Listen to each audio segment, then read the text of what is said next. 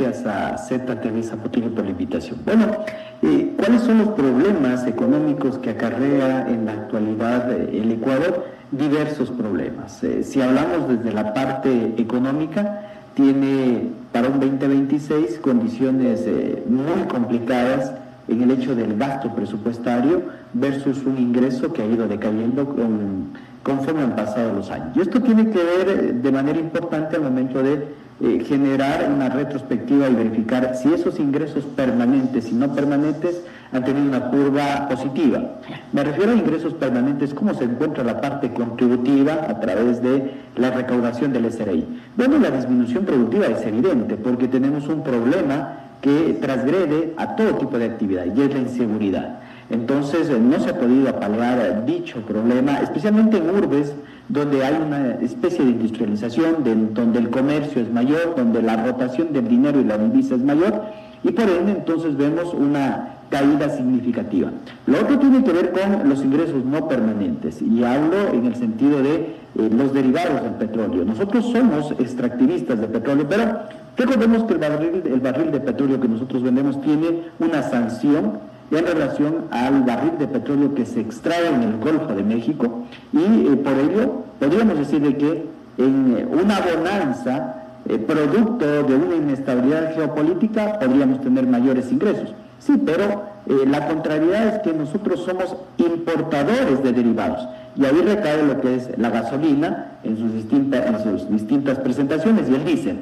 Es más, acabamos de tener un incremento del combustible, y por ello, de manera directa e indirecta, va a generar un remesón en los bolsillos del pueblo ecuatoriano, porque no es únicamente quien tiene un vehículo el afectado, no, porque la parte productiva, la parte generativa, está arraigada también en el sector productivo rural. Así que todos convergen al hecho de que con un salario básico de $484 y con una canasta básica aproximada de $840, esta diferencia probablemente se vaya a incrementar. Eso te genera un principio de especulación, y cuando hablo de especulación estamos diciendo de que vas a tener menos capacidad adquisitiva, menos poder de compra para poder subsanar tu supervivencia, porque ahora estamos superviviendo a sabiendas de que tenemos ya un incremento de personas que se encuentran desempleadas, subempleadas, y más aún con una política que viene con el principio del reduccionismo del aparato estatal.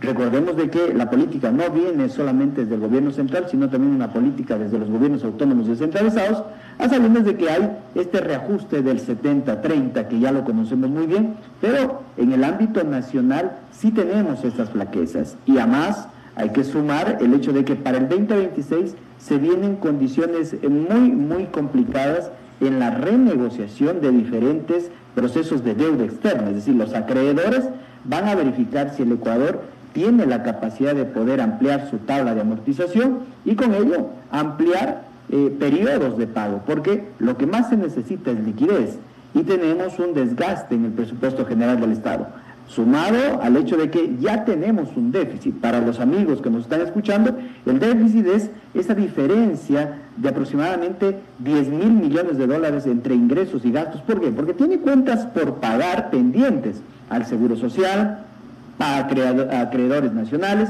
a oferentes del sector privado en las distintas instancias del gobierno central, etcétera. Entonces, el panorama no se avisora tan favorable, y también con la cruenta realidad que vivimos en la frontera del norte, donde ya tenemos ese conflicto con Colombia por concepto de la balanza comercial. Esto tiene que ver con las exportaciones e importaciones. Así que hay que tomar con pinzas lo que ocurre en el contexto nacional, y que no dejemos pasar que probablemente nos afecte o no nos afecte a la provincia de Loja. Recordemos de que la parte fronteriza tiene un golpe durísimo en lo que es la comercialización con el cierre de la frontera, especialmente en Macará, y que no se ha subsanado. Entonces, todas esas fuentes de ingreso que se proyectaban, que las familias proyectan, hoy por hoy están con un saldo negativo.